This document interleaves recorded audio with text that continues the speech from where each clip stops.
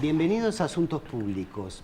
Hasta hace poco se elogiaba a América Latina, la década ganada de América Latina en términos de crecimiento económico, del ascenso de las clases medias como parte de un fenómeno más amplio del mundo emergente o las naciones emergentes que estaban surgiendo también en Asia y otras partes del mundo. Últimamente, sin embargo, han comenzado a aparecer numerosos problemas. Este crecimiento a tasas chinas o casi de muchos países se detuvo, la situación internacional cambió y hoy hay una nueva etapa de crisis. Silvia Mabel, vemos que estallan situaciones en Brasil, hasta en Chile, que era la niña mimada, ¿no? El modelo que decían muchos que había que seguir. México tiene una situación institucional delicada, Colombia sigue el tema de la guerrilla y el gobierno, en fin, una situación muy compleja que muchos pensaban que se había quedado definitivamente atrás, pero nuevamente América Latina está entrando en un ciclo incierto, por decir lo menos. Bueno, quizás cierto optimismo tenía que ver con la emergencia de gobiernos que se colocaban en un enfoque post-neoliberal, es decir, bueno, se superaba una década del neoliberalismo en la región y aparecía la posibilidad de ir avanzando hacia otras estrategias. Esto empieza a tener ciertamente crujidos, recambios y muestra una trama mucho más compleja en términos de los procesos que van metabolizándose en los distintos pueblos. Decías recién, los procesos de paz de Colombia, un país que viene hace 50 años en guerra, no es una guerra nueva, que ha tenido momentos de mucho recrudecimiento represivo, que ahora está encarando un proceso de paz con mucha complejidad. El proceso mexicano, que también después de un periodo interregno de 12 años de gobiernos del PAN en México interrumpieron el monopolio político que tuvo el PRI, vuelve el PRI a ganar las elecciones y se recrudecen episodios como los asesinatos de los 43 estudiantes en Ayotzinapa, que fue un escándalo internacional que lo sigue siendo y que, bueno, sin embargo, estos procesos están allí latentes y preocupando a toda la región. Y Mabel, ¿cuánto tenía que ver lo anterior al margen de la emergencia de nuevos tipos de liderazgo en América Latina, como, bueno, obviamente Evo Morales, también estuvo Chávez, etcétera, con una situación internacional que empujó económicamente a la región? Eso es algo de los análisis que siempre se hacen, es decir, que supuso para la región una oportunidad económica distinta que permitió avanzar mucho más sobre malestares que se venían acumulando, porque todos los procesos que tuvieron un mayor nivel de radicalidad y de implicación popular tuvieron que ver justamente con organización popular, con hartazgo sobre las políticas neoliberales y la posibilidad de liderazgo de canalizar estos descontentos. Lo que aparece ahora es, bueno, estos procesos se empiezan a mesetar y lo que plantean son las dificultades estructurales que tiene la región para producir las transformaciones que sus pueblos o buena parte de sus pueblos desean y los frenos y las retrancas y las resistencias que también hay en sectores que no se quieren cambiar de sus situaciones de privilegio en un contexto que venimos hablando ya hace tiempo de que empieza a cambiar, ¿no? Un ciclo que no parece tan estructuralmente auspicioso, los precios de los commodities de la región bajan y bueno, pero en ese contexto es donde aparecen estas tensiones. Bueno, para entender mejor este cambio de ciclo, hoy está con nosotros Juan Manuel Carg, doctor en ciencia política y analista internacional. Y gracias, Juan Manuel, por venir esta noche. Y la primera pregunta es, ¿por qué este cambio de ciclo? ¿Qué ocurrió? ¿Qué está pasando? Hay un cambio de ciclo claro, ¿no? O parecería ser, ¿no? Yo creo que un primer análisis que se puede hacer es cierto estancamiento de la economía internacional. Eso me parece que es una variable que, a pesar de algún crecimiento en el último año, se viene dando, es decir, crece menos Europa, o creció menos Europa mucho durante estos últimos años, creció menos Estados Unidos, crece menos China, es decir, China, que todos hablábamos durante este tiempo y mucho del crecimiento a tasas chinas de 7, 8 puntos, bueno, también está creciendo menos y creo que eso puede empezar a explicar un poco la inserción de América Latina, que se basó fundamentalmente en lo que son las commodities en estos años, en un contexto internacional que empieza a ser distinto, ¿no? Empieza a ser diferente y creo que ahí podemos encontrar una primera explicación al momento actual que vive América Latina. Y creo también que hay un debate, que después si quiere lo charlamos un poco más profundamente, de cuál debe ser o cuáles deben ser los aliados de América Latina en el mundo, ¿no? Porque hay dos grandes tendencias hoy, me parece. Es decir, una está muy enfocada a la inserción de América Latina en colaboración con los BRICS.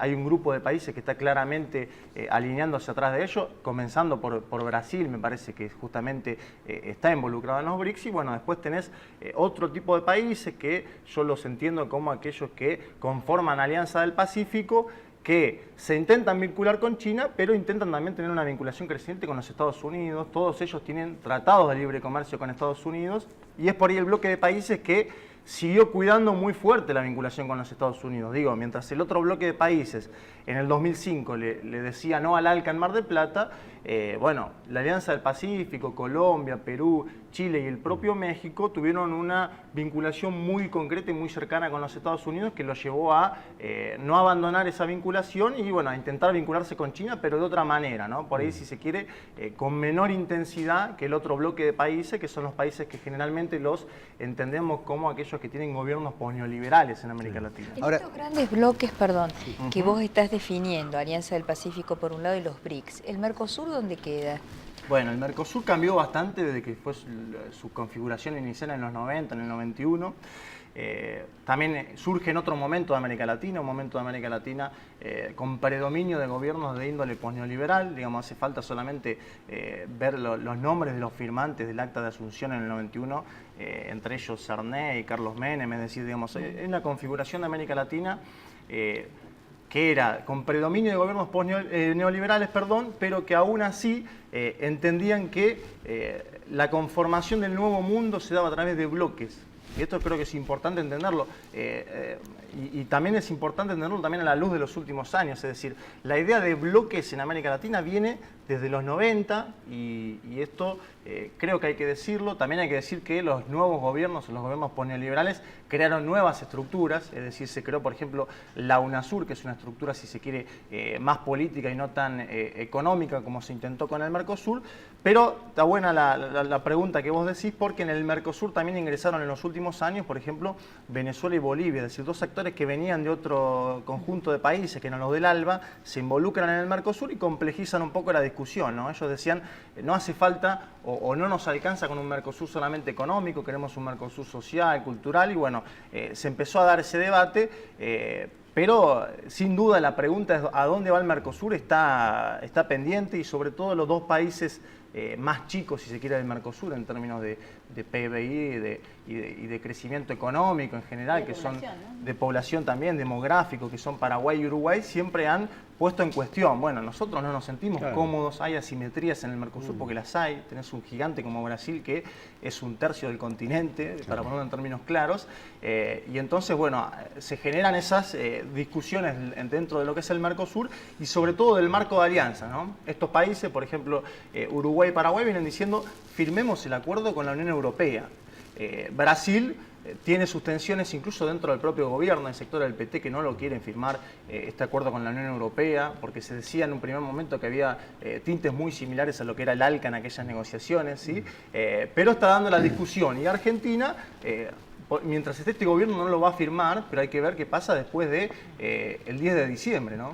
Ahora, América Latina antes y ahora también siempre está mirando o a China, Asia, o a Europa, o a Estados Unidos, pero el comercio y las inversiones intrarregionales son minúsculas. O sea, en Europa el 60% de sus intercambios ocurren dentro de Europa, y en América Latina es menos del 20%, es un 19%.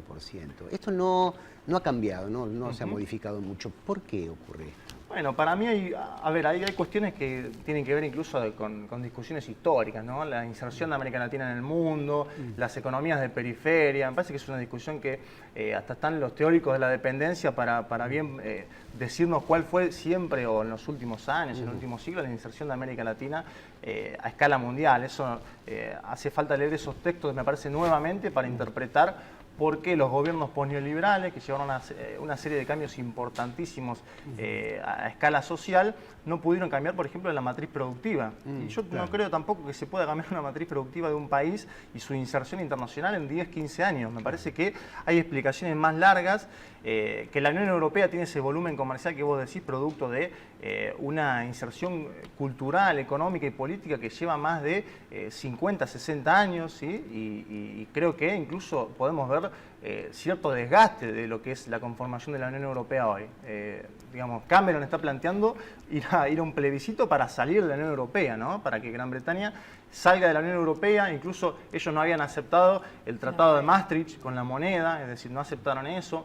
Tenés el tema de Grecia, ¿no? Que se sigue debatiendo y que se está debatiendo hoy por hoy. ¿Qué hace Grecia en esa situación? Si puede o no pagarle a la Troika todo lo que adeuda, porque la verdad que es un debate que se sigue dando. Y después tenés una situación convulsionada en otros países. España, las últimas elecciones en España también hacen ver que todo un sistema de gobierno que ellos dicen, bueno, estos indignados, ¿no? Entre ellos Podemos, una formación muy interesante para analizar, ellos están diciendo no queremos más que nos gobierne Angela Merkel, ¿no? Por el peso que tiene Alemania en las definiciones de todas las políticas europeas. Entonces me parece que son debates que se dan en todos los bloques, y si bien esta inserción económica que vos decís es así en Europa, hay también debates muy importantes e interesantes de esas economías. Bueno, en el bloque que viene vamos a pasar a la política. Ya hemos visto bastante la economía y vamos a preguntarle a nuestro invitado los cambios políticos que están ocurriendo en América Latina hoy. Hay elecciones en varios países y qué puede pasar, bueno, incluyendo en la Argentina, por supuesto, y cuál es el escenario que puede aparecer en el corto y mediano plazo. Ya volvemos.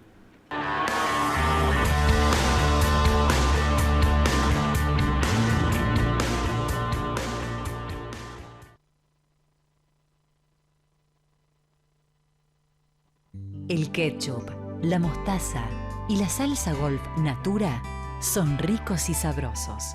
Son ideales para ponerle onda a tus comidas. Son bien de familia. Calidad Natura. Bien de familia. ExxonMobil, líder en tecnología para la operación segura y eficiente de recursos no convencionales de gas y petróleo, está contribuyendo con el progreso del país desde sus operaciones en la provincia de Neuquén. Hay algunos que le ponen nombre a su auto. Por ejemplo, la nave, la naranja mecánica o el perla negra. Y nosotros le pusimos nombre a la manera de tener tu auto. Leasing, de Provincia Leasing. Porque, por ejemplo, por cada 1.000 pesos de su valor, pagás 19 pesos por mes. Acordate, Leasing es Provincia Leasing. Gobernación Daniel Scioli. Banco Comafi. Si te va bien, nos va bien.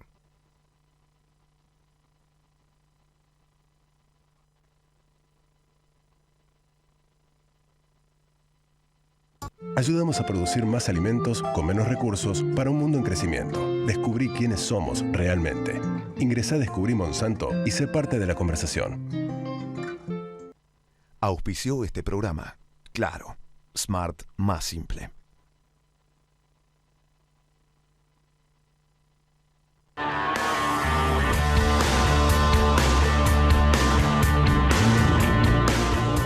Seguimos en Asuntos Públicos, nuestro foco de hoy, los cambios políticos y económicos en América Latina, y había quedado para la pregunta para nuestro invitado Juan Manuel Carg. Juan Manuel, la política está bastante convulsionada, bueno, no hablemos de la Argentina, que tenemos elecciones, pero en México, Colombia, Chile, Brasil hay un nuevo gobierno, haciendo un ajuste. Son tiempos otra vez de grandes tensiones políticas en América Latina. Sí, hay grandes debates sobre la orientación de los próximos gobiernos en América Latina. Primero hay que marcar también que en el año 2014 hubo elecciones en 3 países y en los 3 la conducción actual del gobierno siguió legitimada en las urnas. Esto también hay que decirlo para comprender que si bien hubo intentos de formaciones por ahí más conservadoras de acceder al poder, incluso legitimadas por buena parte de la opinión pública. ¿Te estás refiriendo a Brasil? ¿A qué países? A Brasil, a Uruguay, que hubo elecciones, y me está faltando un tercero. Chile. Chile. Y bueno, Claro. por eso. En ese marco digo que desde los medios de comunicación se intentó impulsar un fuerte proceso de que gobiernos más conservadores, si se quiere, o de un tinte más conservador, accedan al poder y bueno, esto no sucedió. Me parece importante marcar que se sigue votando los oficialismos en América Latina, eso sería interesante analizar el por qué, ¿no? Aún en condiciones más desfavorables, si se quiere, económicamente. Ese es un primer punto. ¿Y por qué? ¿Por qué? Detenete acá un minuto. ¿Por qué pensás que se votan los oficialismos? Bueno, a ver, creo que algunos países, por ejemplo Brasil, si vos pones Brasil en discusión hoy, la discusión que se dio entre el Partido de los Trabajadores y el PSDB de Aécio Neves, los brasileños conocen la administración de los dos partidos, ¿no? Conocen cómo gobernó el PT y cómo gobernó el PSDB, ¿no? Y también hay que decir que el ascenso de 40 millones de brasileños a la clase media se dio con gobiernos del PT, ¿no? Y principalmente con las dos administraciones de Lula, que fueron aquellas que impulsaron un crecimiento de estas capas medias, si así hay que decirlo, y que impulsaron programas sociales importantes, como el Bolsa Familia, que llega a 50 millones de brasileños. Me parece que ahí puede haber un punto interesante para analizar, que vos decís, bueno, mi experiencia me marca que a mí con este gobierno me fue más o menos bien. Podemos discutir otras cuestiones, que es lo que sucedió en el 2013, que eran movilizaciones por mejoras en el transporte, es decir, lo que sucedía de la casa para afuera, por así decirlo. Pero adentro de tu casa vos tenías mejor capacidad económica, te habías comprado un nuevo televisor, por ejemplo, es decir, estabas en mejores condiciones y creo que el brasileño en general, esos 54 millones que votaron por el PT, dijeron, bueno, vamos a seguir confiando en este proyecto político, aún a sabiendas que se va modificando. Y ahora estamos viendo cómo un ministro de Economía más ortodoxo, como Joaquín Levy, impulsa un ajuste fiscal, ¿no? Que era algo a lo que el PT no estuvo tan acostumbrado en los últimos años.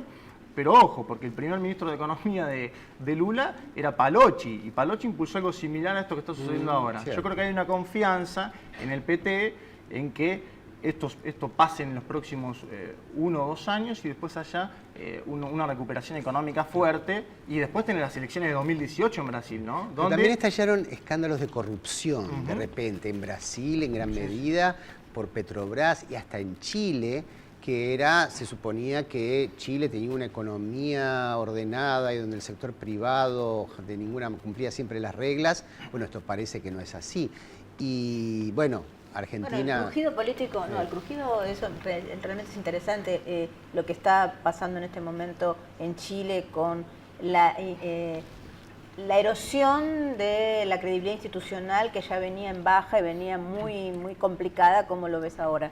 Sí, Chile siempre se nos dijo que era el mejor alumno de América Latina, que estaba haciendo las cosas bien, ¿no? Cuando se intentaba decir, mostremos una alternancia gubernamental, hablo de las últimas décadas, estoy hablando de lo que fue el proceso de transición en Chile, que incluso fue bastante doloroso para buena parte de la población, hay que decirlo, pero siempre en términos de la democracia chilena se nos decía, bueno, hay una alternancia entre dos formas de gobierno, una de centro derecha y una de centro izquierda, ¿no? Se lo vendía como el alumno ejemplar, un poco con lo que pasaba en Venezuela con el punto fijismo, ¿no? Hay una centro derecha y una centro izquierda, se van alternando, hay estabilidad institucional, pero yo creo que lo que salta ahora a la luz es que buena parte de la institucionalidad que sigue hoy vigente en Chile es institucionalidad heredada de la dictadura, digo, incluso la Constitución, es decir, la norma más importante de una sociedad, aquella que define un poco el destino de toda la población, sigue siendo una legislación de la dictadura y eso no ha cambiado. Tenés también la colaboración de algunos medios de comunicación como el Mercurio en la dictadura. Esto es algo que surgió ahora hace poco, ¿no? Con el caso del presidente del Mercurio. Y en ese entramado surge, bueno, críticas a la corrupción imperante en el sistema político chileno, ¿no? Ahora que salió a la luz con el caso Penta, un caso que involucra principalmente a la UDI, ¿no? A la UDI de Sebastián Piñera y lo golpea fuertemente. Bueno, hay varios casos que golpean a todas las formaciones políticas chilenas, te diría, a todas, ¿sí? A todas estas que decíamos que eran buen ejemplo, golpean a todas. Incluido el hijo de la presidenta. Por eso, y eso en Perú también ha habido otro episodio de corrupciones que está involucrada la esposa, ¿no? de Ollanta. Bueno, hubo intento de financiamiento a algunos diarios en particular en Perú. Sí. Es decir, está habiendo casos similares. En México hubo un cuestionamiento muy grande a Peña Nieto por una mansión que construyó.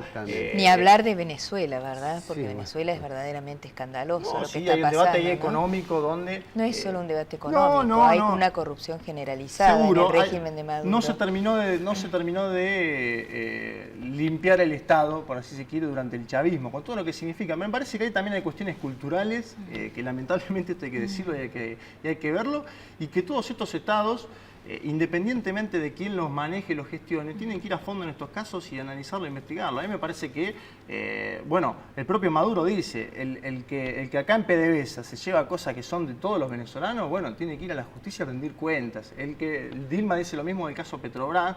Me parece que es importante eso. Ahora, también nos abre otro punto interesante para ver, que es cierta connivencia con la justicia en todos estos países, ¿no? Es decir, de aquellos que se han visto involucrados en actos ilícitos, bueno, la justicia es más bien benevolente, ¿no? Porque son grandes empresarios, no se puede tampoco tocar factores económicos tan poderosos. Me parece que hay otra discusión ahí que se abre en América Latina. No parece ser ese el caso de Brasil, donde la justicia ha encarcelado a personas impensables, como la mano derecha de Lula, ¿no? En el caso de Liceo. Ese fue el mensalao, Sí. pero en el mensalao vos tenés una actitud muy fuerte del propio PT de decir nosotros no podemos aceptar esto en el partido, aquellos que han cometido actos ilícitos tienen que permanecer en la cárcel. Y eso llegó hasta el círculo íntimo en su momento, político, de más confianza del presidente Lula, pero Lula dijo... No, yo no voy a tolerar esto en mi partido, que es el PT, que es un partido que representa a millones de brasileños, que sean juzgados. Y fueron juzgados, efectivamente ahí se avanzó en ello, y ahora está saltando el otro caso, que es el de Petrobras, que vuelve a pasar lo mismo. Lula dice que se investiga a todo el mundo, ahora, que esto no sirva tampoco de justificación a los sectores más conservadores para intentar privatizar Petrobras. Eso es lo que denuncia Lula ahora. Dice, está bien, esto existió, tiene que ir la justicia a fondo. Ahora, que no sirva como elemento para que aquellos como el PSDB o los partidos más conservadores brasileños nos digan que el camino es privatizar Petrobras, porque también surge esa otra faceta, ¿no? Es decir, bueno, hay un desmanejo de lo público, vamos a culpar a lo público y es mejor que esté en manos privadas. Y ya conocemos esa historia en América Latina, ¿no? Bueno, tenemos un caso reciente de crisis institucional de una institución tan importante como la FIFA, ¿sí? Vaya si hay episodios de corrupción en ese lugar, ¿no? Muchos lo sospechaban, pero ahora se está comprobando y se está cuantificando y están saliendo a la luz, donde, bueno... una actividad no pública, no pública, privada, si las hay. Privada, Un negocio colosal y con una corrupción también colosal, ¿no? Digamos, este es el marco en todo caso donde se produce y donde, bueno, todos los días vemos que los bancos suizos o los bancos pagan, digamos, reparaciones por operaciones de lavado de dinero, en fin, distintas corrupciones. Hay otro tema que siempre está vigente, ¿no? Es decir, ¿qué países, qué estados nacionales brindan mejores garantías para las inversiones? O sea, habla mucho de que si son... la previsibilidad. La previsibilidad. Y siempre se elogia también el caso mexicano, caso colombiano, que reciben enormes cantidades de inversiones porque son previsibles cuando realmente los niveles de violencia que están viviendo estos países son aterrorizadores y en comparación con otros estados, los de América del Sur, del Cono Sur sobre todo, son increíbles. Entonces, ¿cómo ves vos ahora la situación, por ejemplo, en México con su fallida guerra contra el narcotráfico, sobre la imbricación profunda que hay entre Estado y narco hoy? No, eso es preocupante, la situación en México. Siempre que se analiza América Latina, también México a veces se tiende a a cuidar un poquito, ¿no? En términos de los grandes medios. Es decir, no se analiza muy a fondo y no se dice que en México hubo una veintena de muertos ahora en la campaña electoral última. Es decir, eso no se va tan a fondo, pero me parece que lo que vos decís, hay una implicación ahí del narco muy grande en la política mexicana, sobre todo en los estados del sur, que puede explicar muchas cosas. Digo, parte de estos asesinatos se explican por eso, es decir, cuando vos tenés un alcalde que no responde al narcotráfico o al cartel que comanda o organiza un estado del sur mexicano, puede ser asesinado. Sí, Porque mataron un montón de candidatos. Exacto, muchos candidatos asesinados. Eso por ahí también se asemeja un poco a lo que fue la historia colombiana en las últimas décadas, ¿no? Con candidatos incluso presidenciales asesinados por cárteles del narcotráfico organizado que dicen: está bien, vos querés ir a la política en las urnas, pero acá la política, digo yo, cómo se maneja este estado, este distrito. Bueno, bastante complejo, ¿no? Porque nos pone en jaque también hasta la democracia y nos dice, nos marca los límites de la democracia en esos gobiernos. Esto es claro, es así, sucede también en Colombia, por eso lo marcaba y tu pregunta está bien enfocada en ese sentido. Sin embargo, claro, se lo plantea como el sumum o el lugar a invertir en América Latina, pero yo creo que eso también tiene que ver con la apertura comercial que han tenido estos estados en la última década, que ha sido muy diferente a la apertura comercial de otros países. Esto de los dos bloques para mí explica muy bien, ¿no? En uno tenés mucho conflicto social, que es el de la Alianza del Pacífico, pero tenés empresarios que dicen, bueno, este bloque nos da más garantías, nos da más libertades, este bloque se lleva bien con los Estados Unidos, ¿no? Que sigue siendo el hegemón a nivel internacional. Esto más allá del crecimiento de China como actor, Estados Unidos, por predominio económico, militar, financiero, sigue siendo el hegemón a nivel internacional. Y eso van a pasar años y décadas por ahí hasta que se salde, ¿no? Hasta que China pegue el salto ese. Pero me parece que tiene que ver con eso también. Y esto de la previsibilidad y la confianza, ¿no? Que son las dos palabras que incluso ahora hasta la propia Dilma dice, nosotros tenemos que hacer este ajuste fiscal para brindar previsibilidad y confianza, pero bueno, que me parece que hay que discutir más a fondo qué significan esos conceptos para América Latina. No vamos a hacer Suiza durante mucho tiempo, eso está claro, y aunque Suiza mejor, se las trae mira, también. No, mira lo de la FIFA. Gracias Juan Manuel Carr por estar con nosotros esta noche y a ustedes. Esto fue Asuntos Públicos hasta el jueves que viene.